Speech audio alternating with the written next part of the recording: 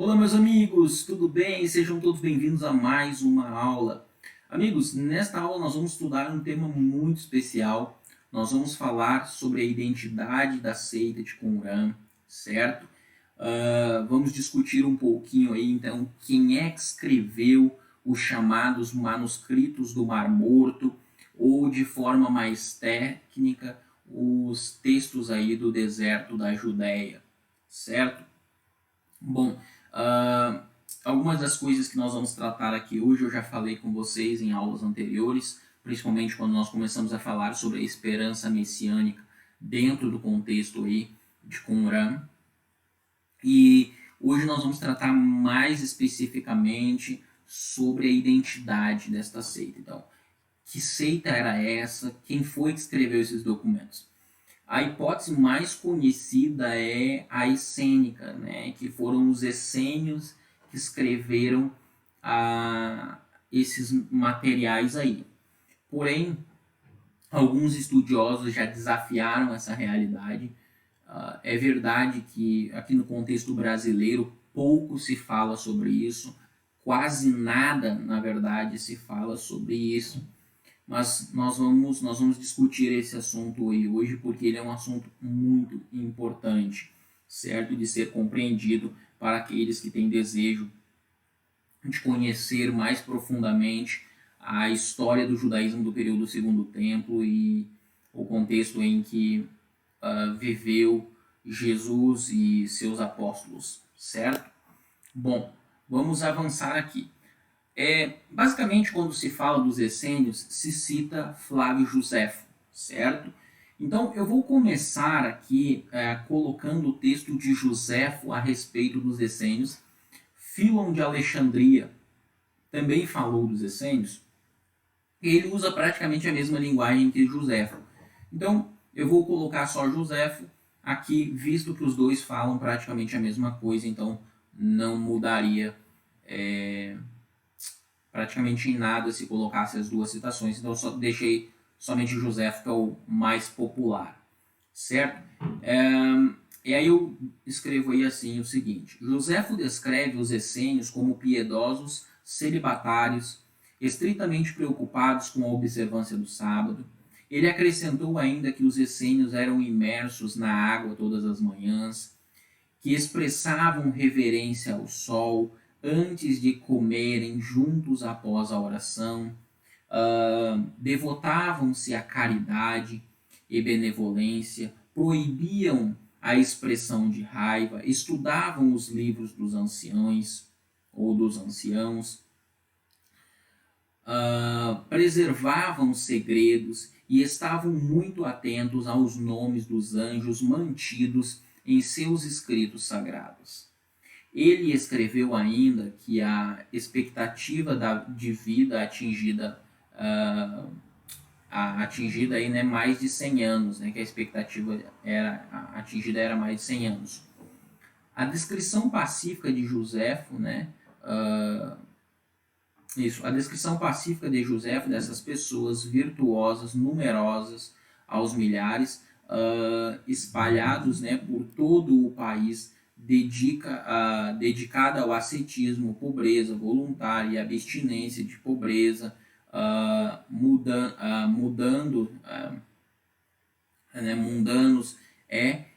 intrigante. Então, basicamente, eu vou falar um pouco mais sobre a linguagem de Josefo ao descrever os supostos essênios. Mais tarde, quase ao final da nossa aula, nós vamos trabalhar um pouco mais. Eu coloquei esse texto de Josefo, essa linguagem que Josefo descreve os essênios, que você pode encontrar tanto aqui em Guerras, tá? 2, do 119 a 161, quanto em Antiguidades Judaicas, certo? Em 3, aqui 171 a 173 e 298, para você ter mais ou menos uma ideia de como Josefo descreve esses indivíduos, porque na medida que nossa aula for avançando, nós vamos falar muito sobre as características da seita de Qumran, que são encontradas nos materiais em Qumran, certo? E vamos deixar Joséfo de lado um pouco. Ao final, nós vamos comparar para ver se a descrição que os próprios moradores de Qumran, que escreveram os materiais de Qumran, tinham a respeito de si e a forma como eles pensavam, bate com a descrição que Joséfo faz deles, certo? E aí nós vamos tentar chegar a alguma conclusão acadêmica a respeito do que Joséfo diz. Bom, eu gostaria nesse momento de introduzir aí a questão que é sobre o debate, né, sobre a identidade dos essênios. E aí eu separei aqui para nós iniciarmos isso um trecho que foi de um artigo que saiu na revista Isto É, em 2009, aonde diz o seguinte: que eles não sejam os autores não é novidade. Muitos especialistas já defendiam isso, afirma o teólogo Pedro Vasconcelos, da Pontifícia Universidade Católica de São Paulo. Daí a dizer que nunca existiram é bombástico. Eu me assustei. Paulo Nogueira, que leciona literatura do cristianismo primitivo na Universidade Metodista de São Bernardo do Campo, São Paulo, a hipótese da existência dos essênios sob a luz da pesquisa dos manuscritos é frágil. Neste caso, a contra-hipótese de Rachel não é absurda, diz ele. Ela radicalizou uma postura, chutou o balde que já estava à beira do abismo.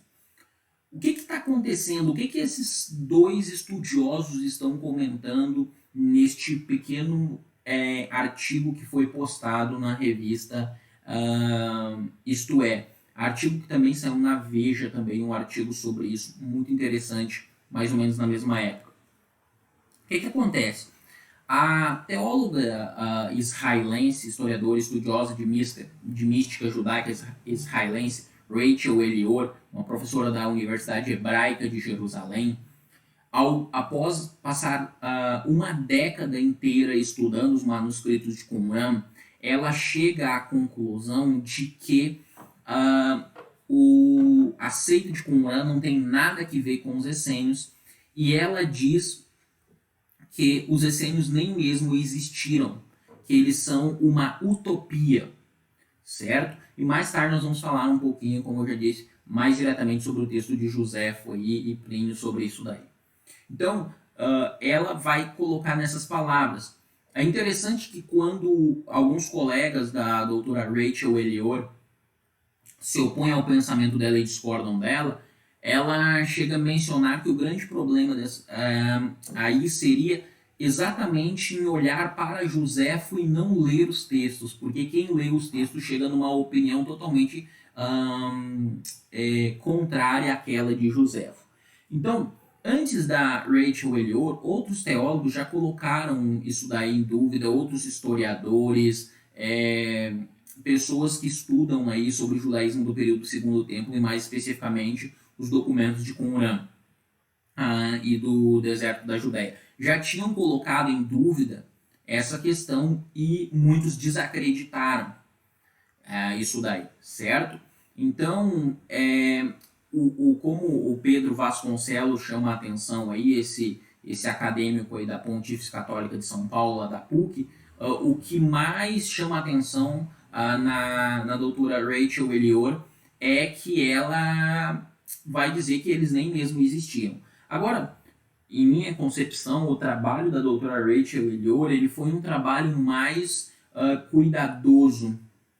E, para mim, o trabalho até o presente momento que apresenta mais base para dizer que não eram os essênios. Por quê? Porque ela faz um estudo muito pesado dos próprios textos de Qumran, quando, na verdade, quem veio anterior a ela geralmente pegava um ou outro texto, tentava dar uma explicação para o texto de Joséfo e tudo mais. E nós vamos ver aqui na nossa aula de hoje que alguns estudiosos até ao escreverem, eles vão no caminho certo, mas em determinado momento eles acabam se desvirtuando um pouco.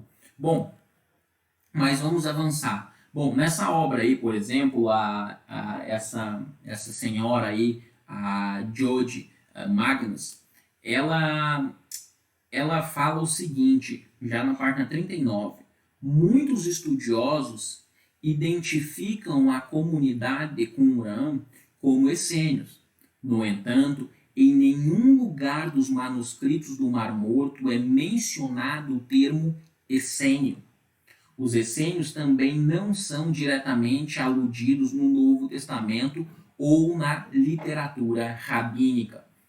Isso daqui é um ponto muito importante de se mencionar, porque quando nós vamos falar de essênios, o pessoal hoje fala de essênios como se fosse algo que era popular na época do Segundo Templo, e ao que tudo indica não era.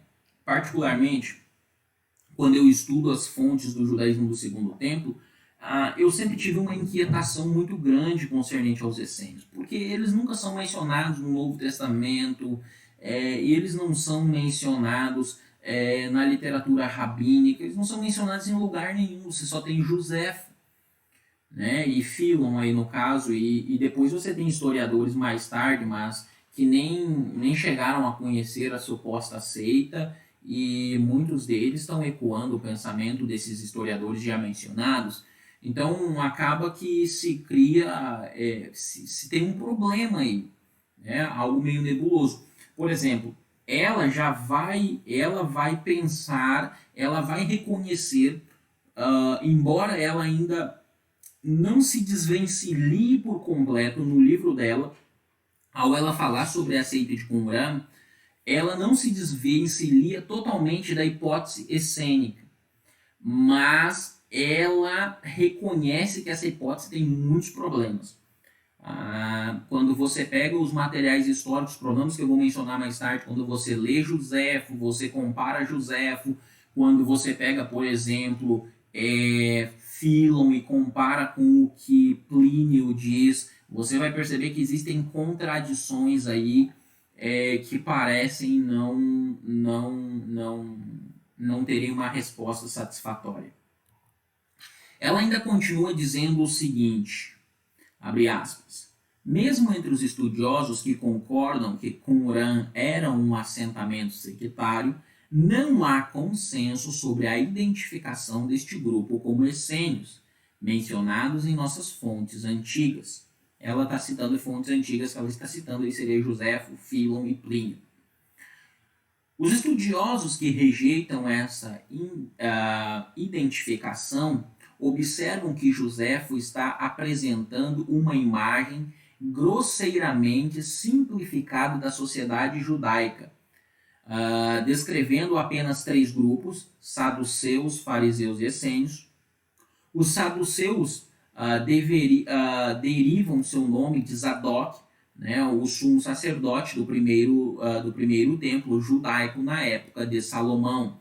Então Zadok ele se tornou sacerdote desde a época aí de Salomão. Depois que Davi morre, Abiatar, que era o outro sacerdote, ele é deposto e quem fica de vez é Zadok. Tá? Vocês lembram disso daí quando nós tivemos aula sobre os saduceus, nós estudamos sobre os saduceus, nós estudamos todo esse desenvolvimento aí. Vocês precisam se lembrar aí de tudo que nós estudamos sobre os saduceus. Tá?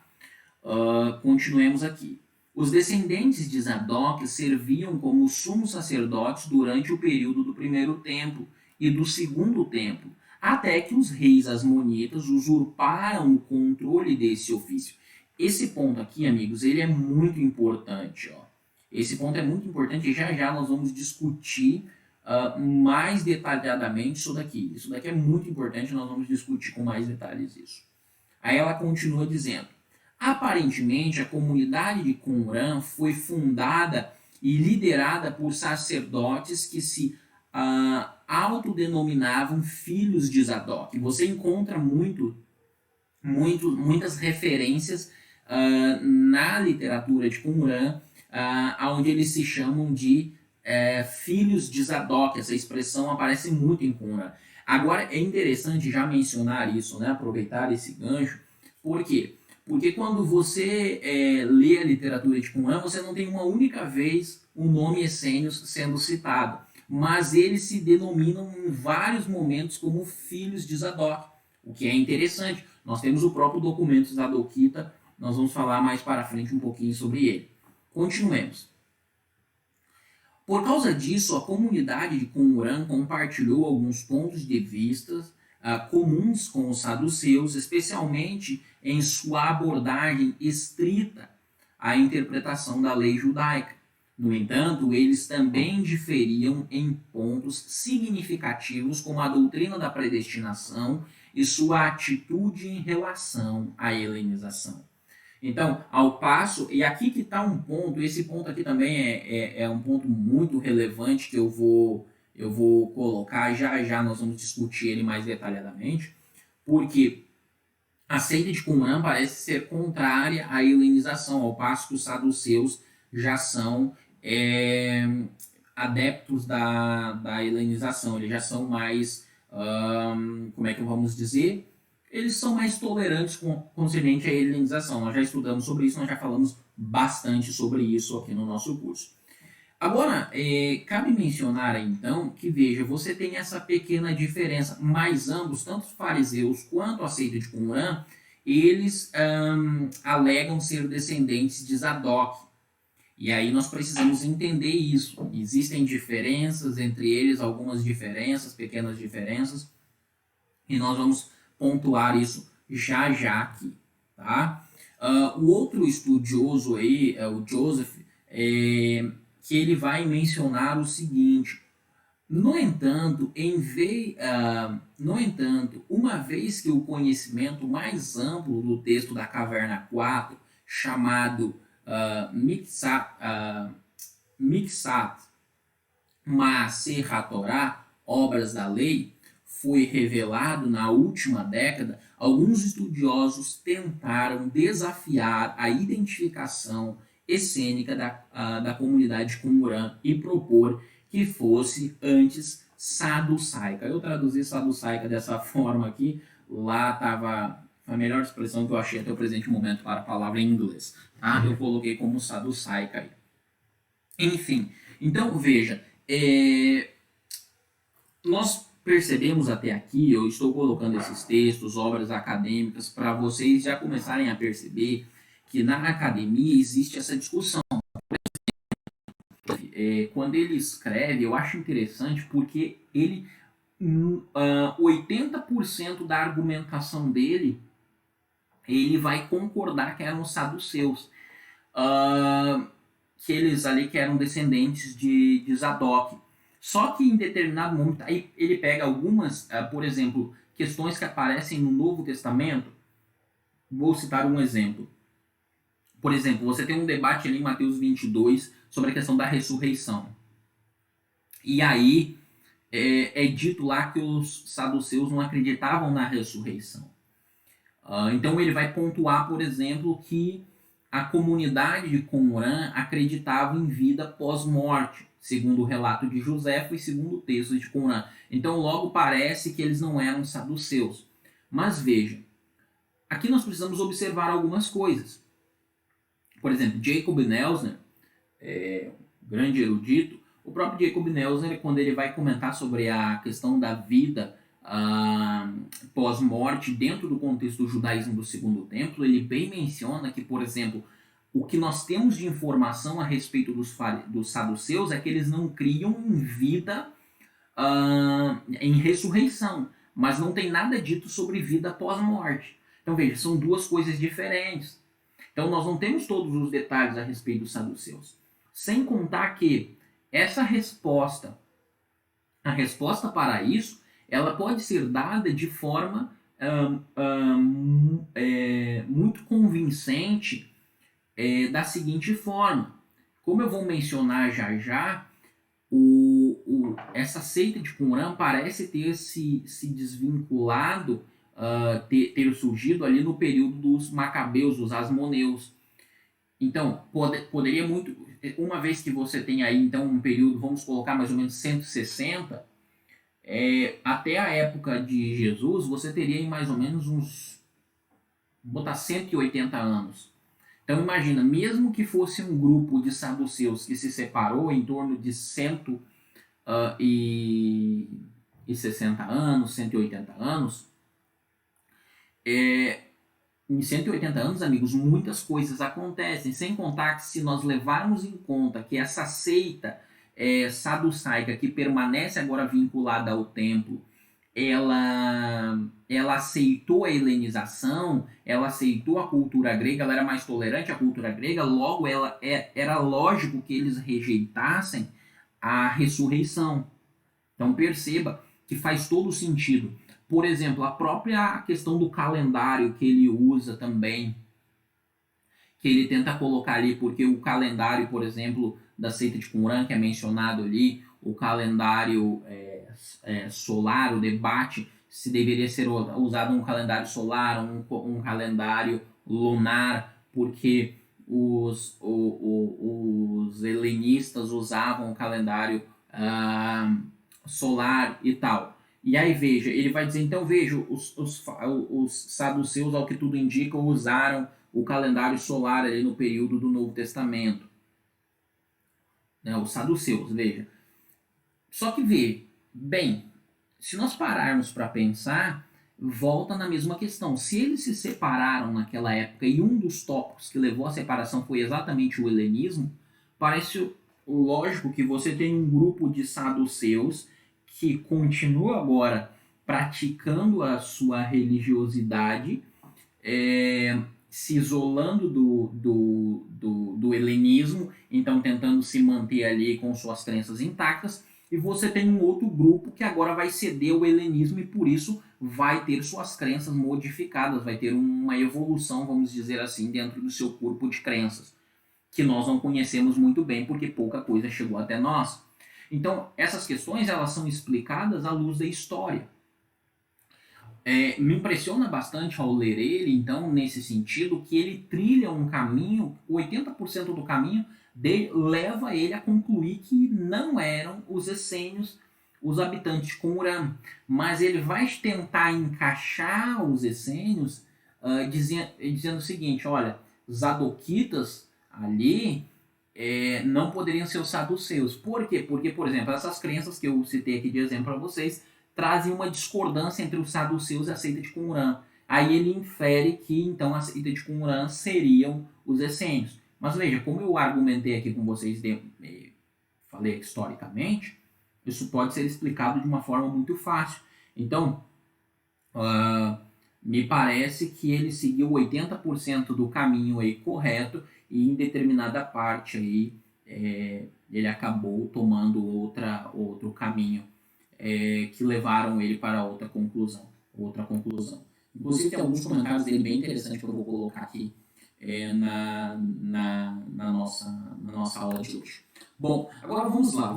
Então, visto eu já coloquei o debate, coloquei um pouco do debate para vocês conhecerem, vocês terem uma ideia.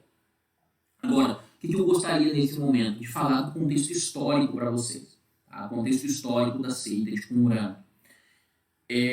Bom, nós temos que lembrar, então, um pouco ali do período de Antíoco, certo? Lembrem-se lá que nós estudamos a partir ali de por volta do ano 300, antes da Era Comum. A Alexandre começa com um processo de helenização, língua grega avançando, cultura grega avançando, nós temos a questão da polis, e até que nós vamos ter uma helenização mais ferrenha no período de Antíoco. Quando vem a revolta macabeia, ali vamos citar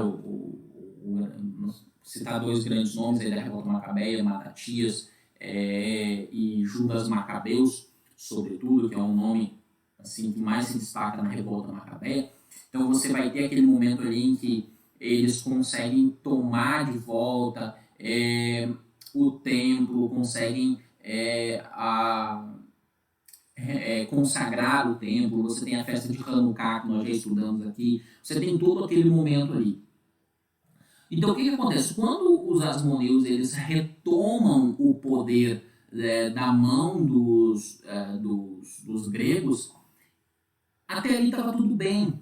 Mas o que acontece? Começou a haver uma disputa, né? E eu já falei sobre isso para vocês em aulas anteriores. Começa a haver uma disputa agora em torno do sacerdócio. Lembre-se quando nós estudamos sobre os saduceus. Começa a haver uma disputa em torno do sacerdócio. Por quê? Porque os asmoneus eles não eram descendentes de Zadok, que era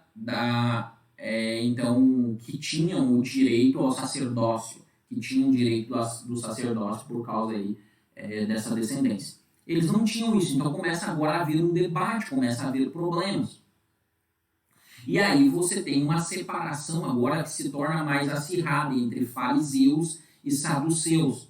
Diga-se de passagem, os Hassidim, que, como nós vimos aqui, possivelmente que eram os fariseus foram chamados de Hassidim e eles apoiaram aí a revolta macabeia.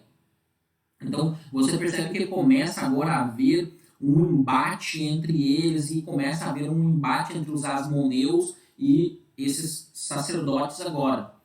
E os asmoneus começam agora também a entrar em jogadas políticas e começam agora a agir em conformidade com o helenismo, como nós já vimos. E aí é aqui que eu chamo a atenção de vocês. Até eu separei aqui, né, nós já estudamos sobre isso, eu estou avançando aqui sem dar muitos detalhes, porque nós já falamos muito sobre isso, mas para não ficar somente nas minhas palavras, eu acho interessante mencionar aqui, né, por exemplo, é interessante, né, até nós mencionamos quando nós falamos do sacerdócio, que o sacerdócio muitas vezes foi comprado ali na época, né, Menelau, deposto e tudo. Acho interessante, por exemplo, mencionar, olha só o que Julius Scott diz aqui, duas citações de Julius Scott, tá, no livro dele aqui, A Origem Judaica do Novo Testamento, onde na página 87 o Julius Scott ele diz assim: embora a família dos asmoneus fosse formada por sacerdotes comuns e não com os da linha sumo sacerdote de Zadok, em 152 Jonatas tornou-se sumo sacerdote. A posição deveria permanecer na família até a ocupação romana. Jonatas foi, por fim, assassinado pelos saduceus em 143. Então veja que interessante, né? Ele toma o posto de sacerdote para ele.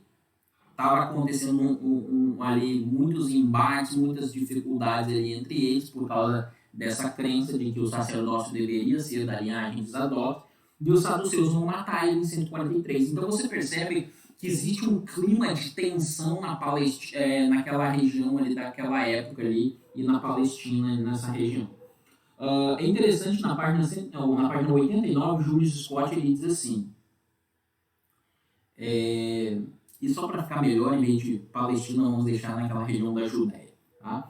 O Julius Scott ele vai dizer o seguinte, aqui na página 89, abre aspas. É possível, embora longe de ser inquestionável,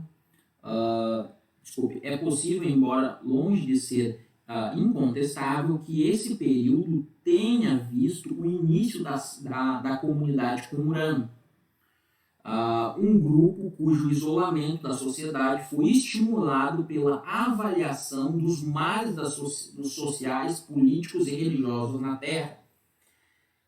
Eles também rejeitaram a liderança da família sacerdotal que esperavam na época.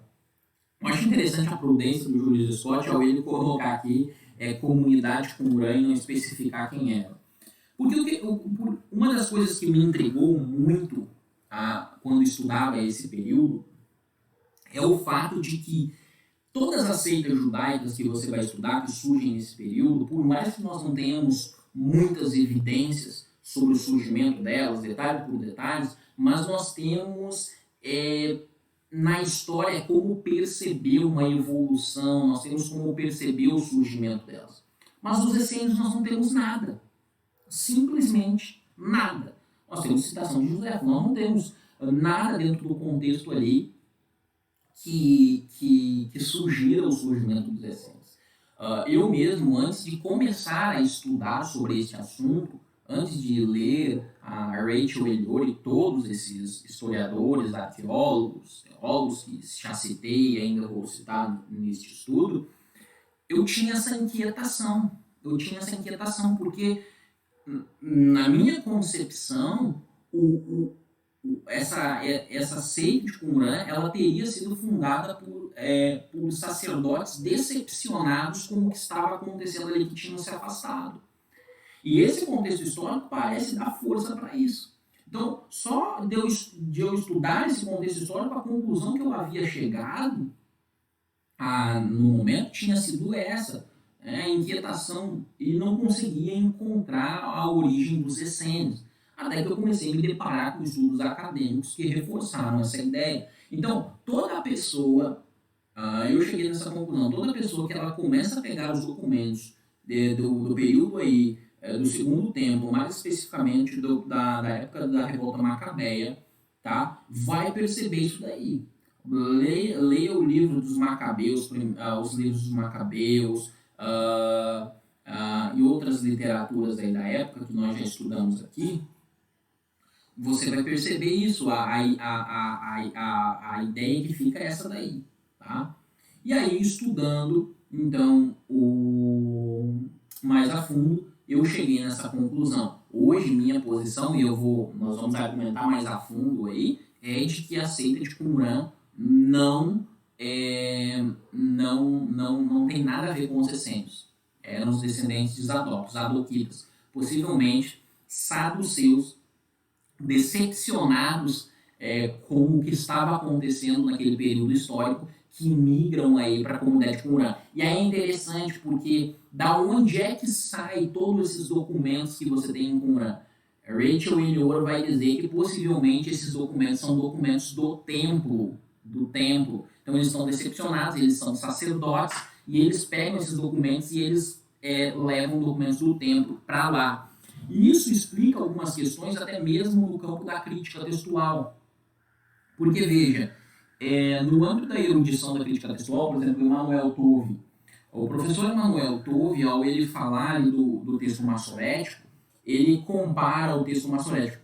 Quando você pega os textos de Qumran, você compara ali com o texto massorético, você tem o seguinte, até deixa eu me pegar aqui, para não...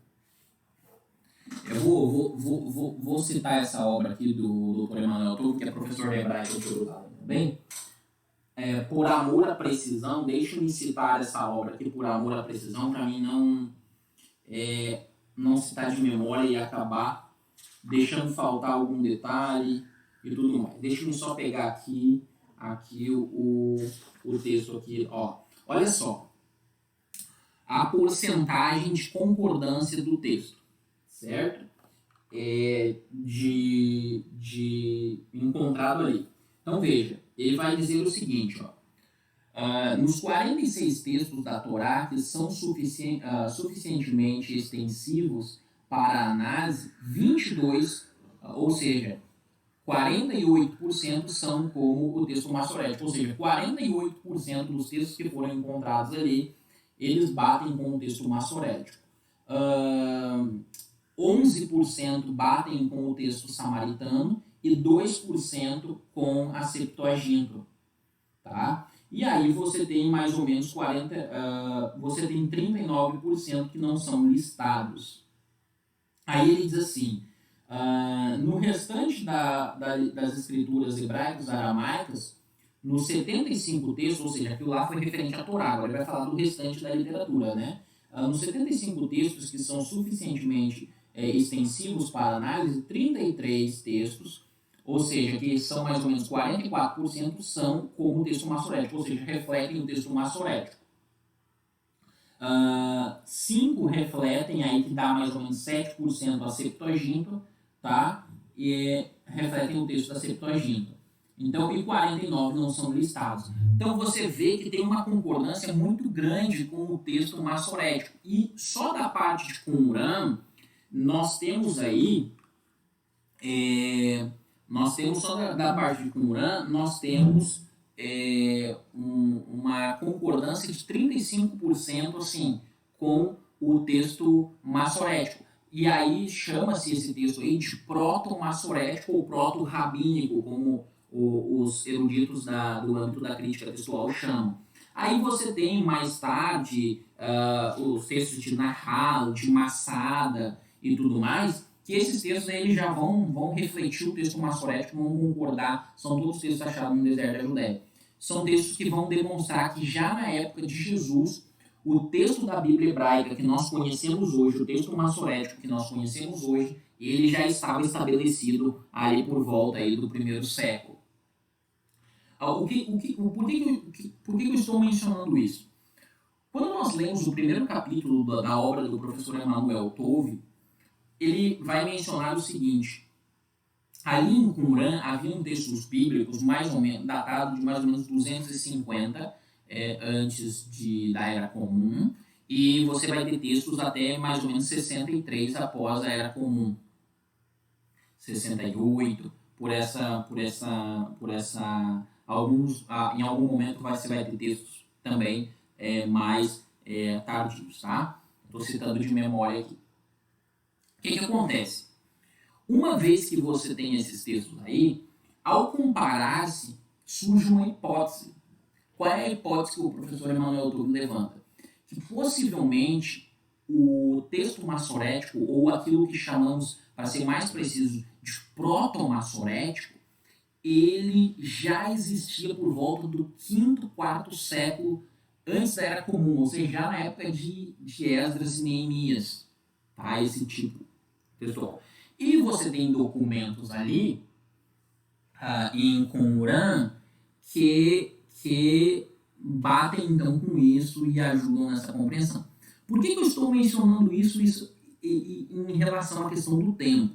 Porque quando nós estudamos a literatura rabínica, nós temos ali que havia um rolo no tempo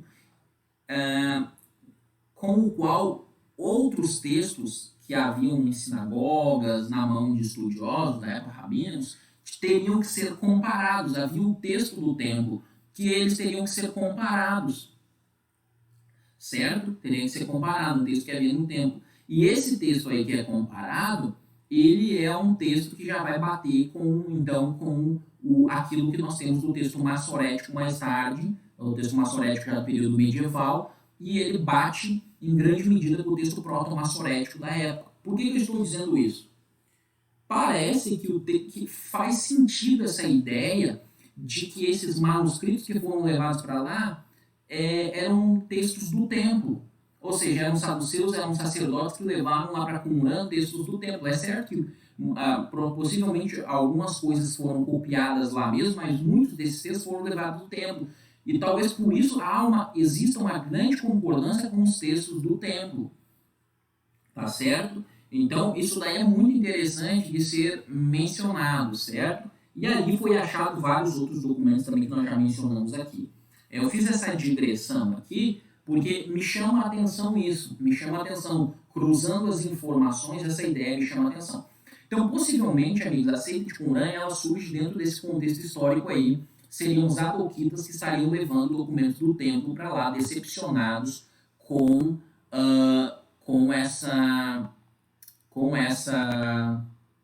esse momento histórico. Agora nós temos um texto importante, que é um texto que foi encontrado na Caverna 4, que ele é um texto muito interessante para esse debate aí, aonde diz assim: lembre-se de Davi, que era um homem de ações piedosas e que também foi libertado de muitas aflições. E o perdão foi concedido a ele.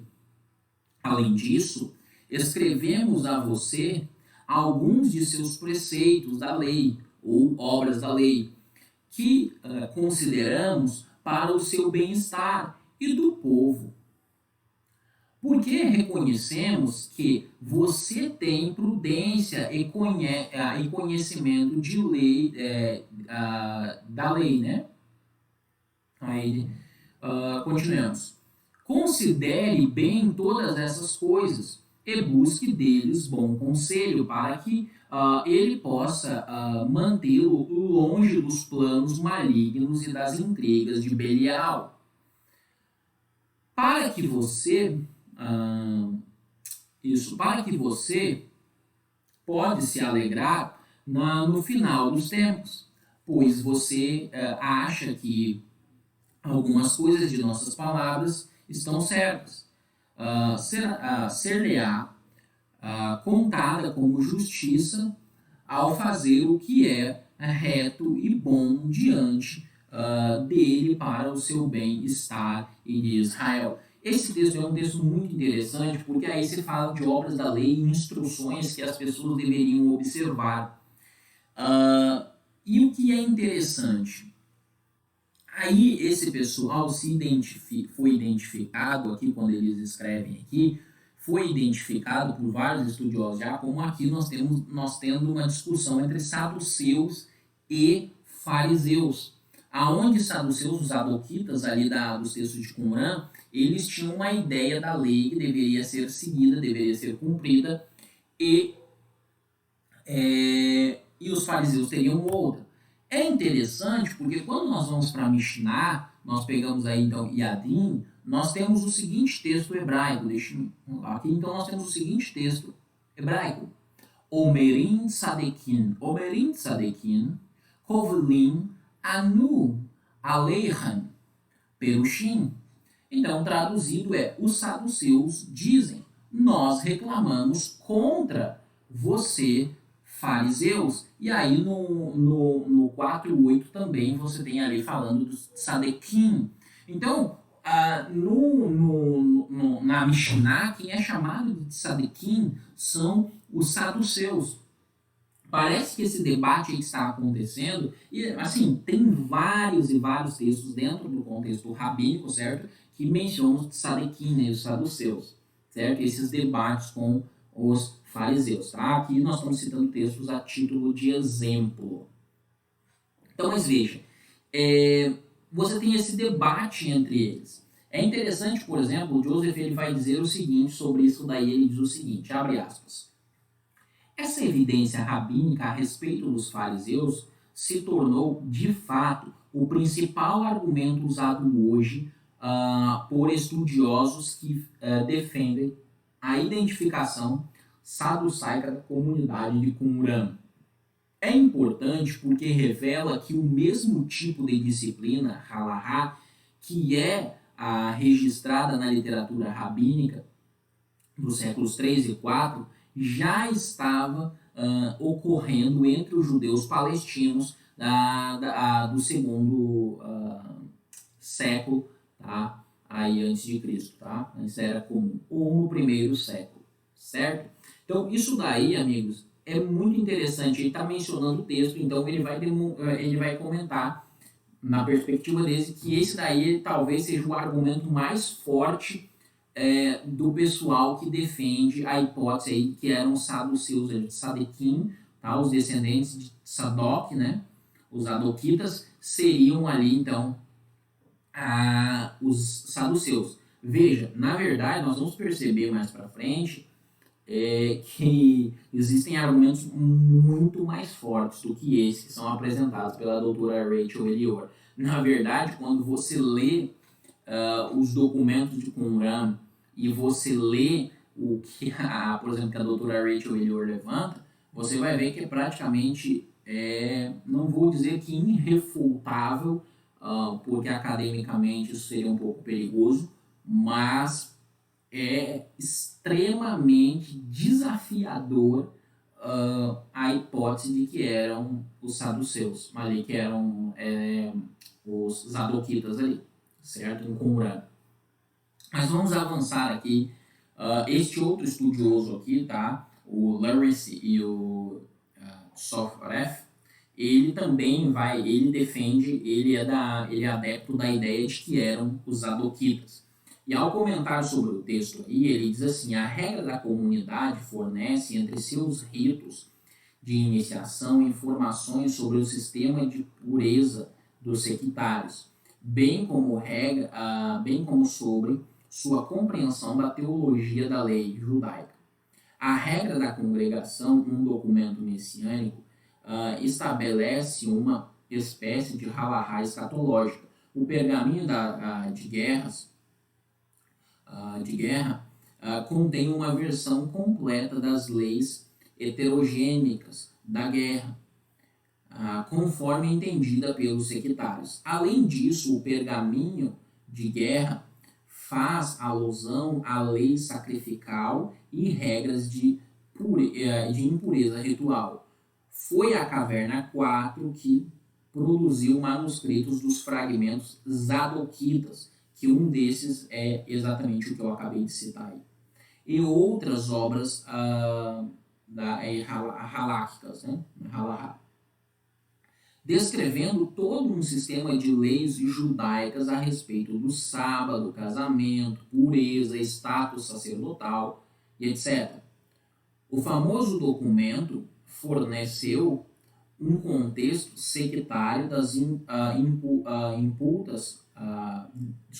disputas fariseus e saduceus aí, sobre leis de sacrifício e purificação. Então veja, ele é um dos estudiosos que, ao olhar para os documentos de Qumran, ele vai compreender que a disputa que está acontecendo aí entre fariseus e saduceus. Certo, amigos? Bom, creio que até aqui já deu para vocês terem a tônica do debate aí e também muitos argumentos. Agora vamos lá, falando de literatura e conteúdo. Agora eu vou entrar mais especificamente naquilo que a doutora Rachel Elior levantou. Eu poderia dar muitos exemplos aqui, citar muitos textos, mas eu gostaria de apresentar a perspectiva dela. Eu vou deixar o artigo dela para vocês lerem também, tá?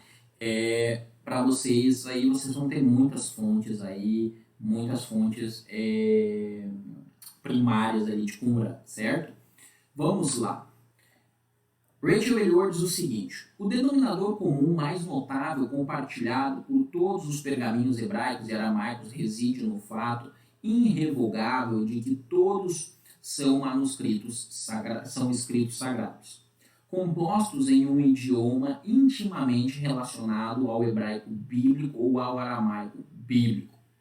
Esta biblioteca de escritos sagrados não contém correspondência privada, cartas individuais, transações comerciais, testamentos particulares ou qualquer tipo de documentação pessoal. Os pergaminhos refletem um ponto de vista religioso fundado na lei divina e na aliança sagrada. Uma visão que se relaciona com testemunhos proféticos sobre o reino oculto e delineia a história divinamente guiada. Então, esse é um pouco daquilo que você encontra nos manuscritos quando nós pensamos aí nos manuscritos, certo? Você vai ter aí discussões fundamentadas na lei, discussões a respeito da aliança, nós vamos ver já já também relacionadas a... Você não tem questões aí, cartas pessoais, transações comerciais, testemunhos particulares ou qualquer documentação pessoal. Ou seja, é uma documentação que fala da comunidade, das crenças da comunidade, certo? Ela continua dizendo assim: eles incluem as 4 letras do inefável nome de Deus conhecido na Bíblia, além de inúmeras referências ao templo santo, lugar santo e ritual sagrado. Anjos santos e sacerdotes visitando santos, visivelmente santos, são representados, respectivamente, como os guardiões celestiais e terrestres sagrados do recinto sagrado do templo ideal de Jerusalém e em sua contraparte santa, o santuário celestial. Anjos e sacerdotes são apresentados como os guardiões sagrados dos externos 7 ciclos do sábado, das festas sagradas, do ciclo de 7 dos anos de pouso, né, de repouso, aí acabou ficando um errinho aí, e dos 7 ciclos dos anos do jubileu. Amigos, olha só que interessante. Você já percebe agora, quando nós começamos a nos aproximar da descrição do material, daquilo que nós encontramos no material, nós percebemos que não bate com aquilo que Joséfo diz. Você percebe que tudo aquilo que Joséfo diz, nada daquilo você encontra nos textos de Qumran, tá? Mas vamos avançar. Ou praticamente nada, né? Para não dizer nada, praticamente nada. Eu estou citando os textos até, peço desculpa porque aqui tem textos bem extensos da doutora Rachel Elior, mas eu julgo importante porque como ela passou uma década inteira pesquisando esses materiais, ela levantou muita coisa desses materiais, eu acho importante colocar aqui aquilo que ela levantou. Lembrando que eu estou colocando parte que eu selecionei daquilo que ela diz. Ela escreveu muito sobre isso, certo? Senão nós ficaríamos aqui um mês estudando só sobre isso. Bom, vamos continuar aqui vendo o que a doutora Rachel Elior diz. Ela diz o seguinte: os diferentes textos discutem questões relativas ao tempo sagrado, contadas por ciclos eternos de 7 divisões, local sagrado, dividido no céu em 7 santuários, e aí ela vai colocar aí outro ponto, né?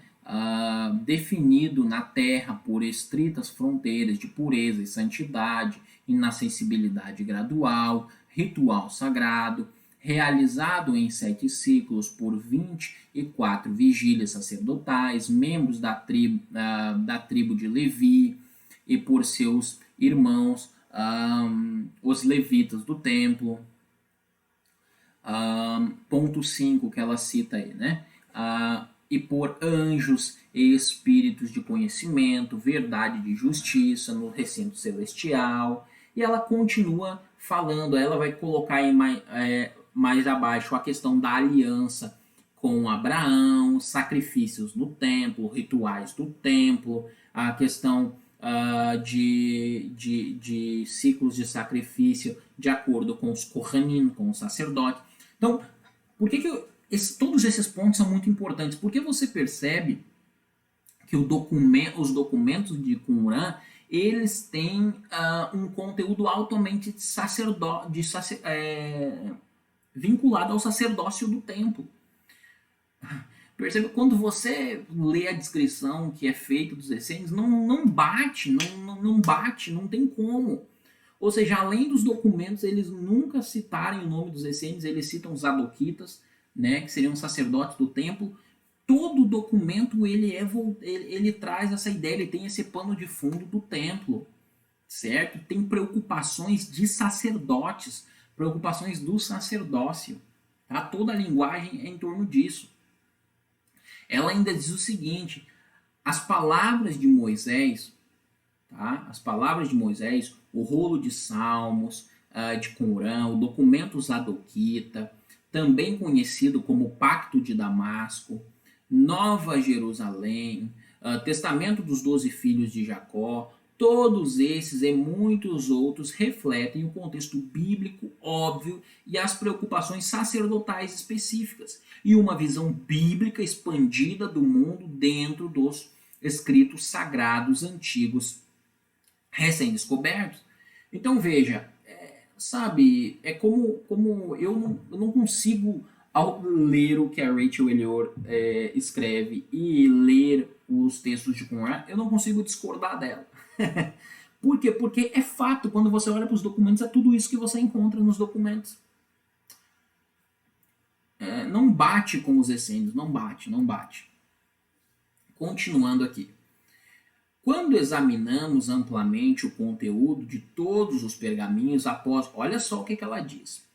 Quando examinamos amplamente o conteúdo de todos os pergaminhos após uma leitura abrangente, podemos afirmar com confiança que os autores, copistas, leitores e guardiões possuíam um interesse esmagador com preocupações predominantemente sacerdotais, todas incorporadas na historiografia e no direito bíblico.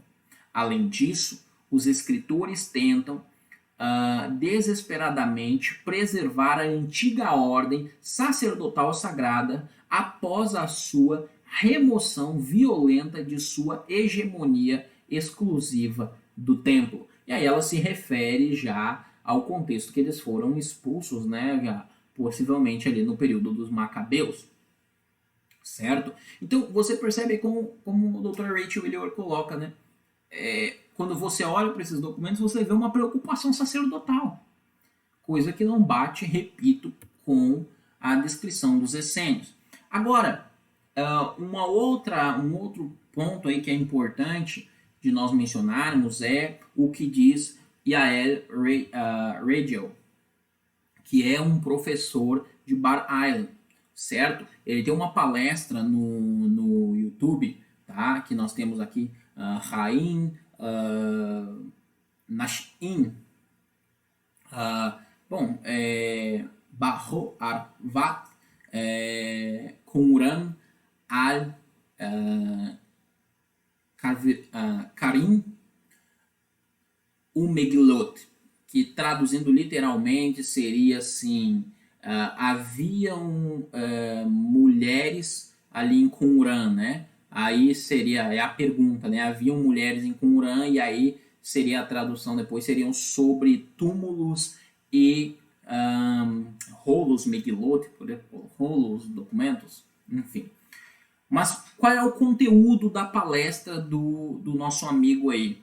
Ele vai demonstrar arqueologicamente, tá? Eu deixei a fonte aqui, não tive acesso a livros dele, infelizmente, mas tem a palestra dele lá, a fonte está aí, onde ele vai demonstrar que existiam ali, você tem ali, você tinha, arqueologicamente, você identifica crianças, mulheres ali em Qumran. O próprio documento, há documentos de Qumran também, que apresentam ali mulheres ali. Por que isso é um argumento muito forte contra a ideia dos essênios? Porque, segundo Josefo, os essênios eram celibatários. Eles eram celibatários. Então, veja, como que essa comunidade era essênica era celibatária quando você tem ali achados arqueológicos de cadáver de mulheres e crianças ali em Qumran. Não bate. Não bate historicamente, não bate com os documentos, não bate arqueologicamente, certo? Então, aí o Eyal aí, que é lá da Universidade de Bar Island, ele, pela arqueologia, ele demonstra isso daí, certo? Então, arqueologicamente, nós também temos isso daí. Agora, falando de Josefo, falando de Philon e os essênios aí, também vale uma coisa mencionar que a doutora Rachel Wheeler menciona, eu estaria até em falta com vocês se eu não mencionasse. Ela bem menciona algo que é interessante. Quando você olha para toda a literatura, ela diz assim, interessante que nenhuma literatura aramaico, ou hebraica ou aramaica menciona essênios. Interessante. Porque o que acontece? Você tem um grupo que é celibatário, que vive em abstinência, que vive totalmente isolado, é uma sociedade ideal, de acordo com a linguagem de Josefo. E esse pessoal não é citado por mais ninguém dentro das fontes judaicas. Não é interessante isso? Não é citado por mais ninguém nas fontes judaicas. Você não tem uma fonte judaica que cite eles. Certo? Então, sabe, não faz sentido. Como ela diz aí, eu não vou ler todo o texto, mas como ela diz, esse texto ainda eu vou ler ainda, porque eu julgo ele sendo interessante. Em contraposição a essa luta sacerdotal demonstrada nos pergaminhos, nenhuma identidade sacerdotal explícita é mencionada por Philon, Plínio e Josefo.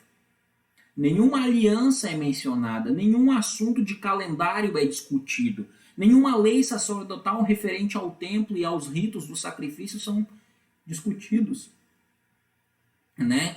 Relógios sacerdotais, que seriam as vigílias sacerdotais, e nenhuma liturgia angelical sacerdotal são mencionadas, e Jerusalém, a cidade escolhida de Deus, um tema central em muitos dos manuscritos, não está associada aos essênios. Em outras palavras, nenhum assunto, olha só o que ela diz, em outras palavras, nenhum assunto que é atestado ricamente nos manuscritos do Mar Morto é descrito em qualquer relação significativa com os essênios. Ou seja, quando você pega a relação, o que esses indivíduos falam sobre os essênios, não bate com nada que os documentos, ou praticamente quase nada, não tem nada significativo que bata com os documentos de Qumran. Não tem, certo? Ela continua ainda, ela diz assim: como os pergaminhos estão tão intimamente conectados por linguagem e estilo, visão e vocabulário do mundo, história e conceitos básicos ao mundo bíblico, Deus, sábado, pactos, e aí ela continua, tá? Estão associados ao Zadok, certo? Ao sacerdócio de Zadok. O conteúdo sacerdotal dos pergaminhos que demonstra óbvia preocupação com o tempo santo, com o lugar santo e com o ritual sagrado, não pode permitir a atribuição dos documentos aos essênios, aqueles que não são conhecidos por lutar pela liderança sacerdotal, por uma energia solar, por a questão do calendário, né? Um calendário, lugar sagrado, ou debater qualquer coisa do ritual do templo. Então veja, quando você pega o material aí dos essênios, que é a descrição que Joséfo faz dos essênios, ela não bate com o que tem ali nos documentos do Mar Morto, que são documentos altamente sacerdotais, certo? Com conteúdo sacerdotal. Então veja, como explicar Joséfo? Por exemplo, é interessante que a doutora Jodie, que eu mencionei mais cedo em nosso vídeo, ela fala algo muito interessante, que é o seguinte: na época de Roma, a literatura era muito usada como entretenimento, certo? E literatura usada como entretenimento, tá? Não era necessariamente como nós vemos hoje, quando nós lemos história como nós vemos hoje. Quando você pega a forma que Joséfo descreve, ela menciona isso e vários outros estudiosos falam disso, Joséfo descreve as seitas judaicas em termos greco-romanos para tornar eles palatáveis para o mundo greco-romano, para o mundo helênico. E quando ele descreve, é interessante que o maior espaço é dedicado para falar dos supostos essênios. Parece que aí Joséfo está exercendo apenas habilidade literária, tá? Entretenimento. Possivelmente esses essênios aí nem existiram. Se existiram, com certeza não eram, ou para não ser tão categórico, a chance deles terem sido a comunidade Qumran é praticamente nula. É interessante que geograficamente, mesmo as informações que é dada de Fílon e Plínio, elas não batem, porque Plínio não coloca eles como sendo em Qumran. Tá? Geograficamente eles ficam mais ao sul. Então, as únicas fontes históricas que são usadas, históricas eu digo entre aspas, para atestar como os essênios ali, elas são inconsistentes. Joséfo é digno de suspeita. Fílon, da mesma forma, ele é digno de suspeita, a linguagem que ele usa. E como já mencionei aqui, através das fontes e já disse aqui, todo o contexto histórico aponta para as Zadoquitas. E o próprio fato de o conteúdo dos documentos de Qumran não ter nada que ver com aquilo que os supostos essênios acreditavam. O fato de nem o Novo Testamento, nem a literatura rabínica, nenhuma literatura citar os essênios além deles, é algo que torna altamente questionável o que eles dizem. Então, minha conclusão nessa aula de hoje é que a seita de Qumran eram os Zadoquitas que habitavam ali. Essa é a verdadeira identidade dos moradores de Qumran. Amigos, eu espero que vocês tenham gostado dessa aula, que o Eterno bendiga a vida de vocês aí mais uma vez. Lehitraot, até a próxima.